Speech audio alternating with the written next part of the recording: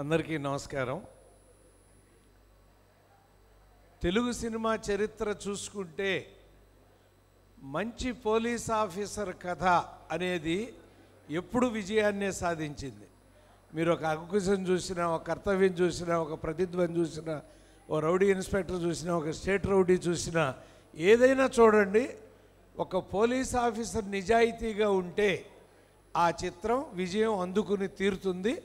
ఆ కోవలో మా గంటారవి ఈ చిత్రం కూడా విజయం అందుకుని తీరుతుంది. అసలు సినిమా మొదలవగానే ఆ పోలీస్ కానిస్టేబుల్స్ ఆ రోడ్లో వాళ్ళు చేసే డ్యూటీ అది చూస్తుంటే కాసేపటికి మెల్లగా సినిమా చూస్తున్నాము అన్న సంగతి మర్చిపోయి ఒక జీవితాన్ని చూస్తున్నాము అనేటువంటి భావాన్ని మన డైరెక్టర్ గారు తీసుకొచ్చాడు, జేఎస్సి పరాంజీ. దానిలోకి ఒక అద్భుతాన్ని నిరూపించబోతున్నాడు రేపు.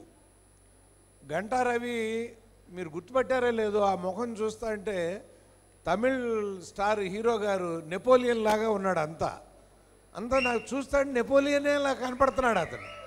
అతని మూమెంటు అతనిలాగా ఇతను ఎక్కడో చూస్తా సడన్గా గుర్తొచ్చింది నెపోలియన్ లాగా ఉన్నాడు అని. సో అతను అద్భుతం ఎంపీ, కేంద్ర మంత్రి కూడా అయ్యాడు. అంత అదృష్టవంతుడు అతను. ఆ పోలికలు అంటే మీ నాన్న పోలికలు ఆయనకు ఉన్నాయని మాకు తెలియదు. మా తమ్ముడు చెప్పినట్టుగా గంటా శ్రీనివాసరావు గారు రాజకీయాల్లో వెళ్ళాడు, గంటా రవి గారు సినిమాల్లో వెళ్తాడు. తెలిసింది అది చూడగానే. ఇందాక వస్తుంటే ఒక్క మాటలో చెప్పండి అన్నారు. ఏం చెప్తారు ఈ సినిమా గురించి అని. కాకి బట్టలు వేసిన వాళ్ళు ఎవరైనా ఈ సినిమా చూస్తే కాలర్ ఎగరేసుకుని బయటకు వెళతారు అని చెప్పాను. అలాగే ఇతని గురించి కూడా మాట చెప్పాలి. నీ ఇంటి పేరు గంట, తప్పకుండా కొడతావు సినిమాలో జే గంట.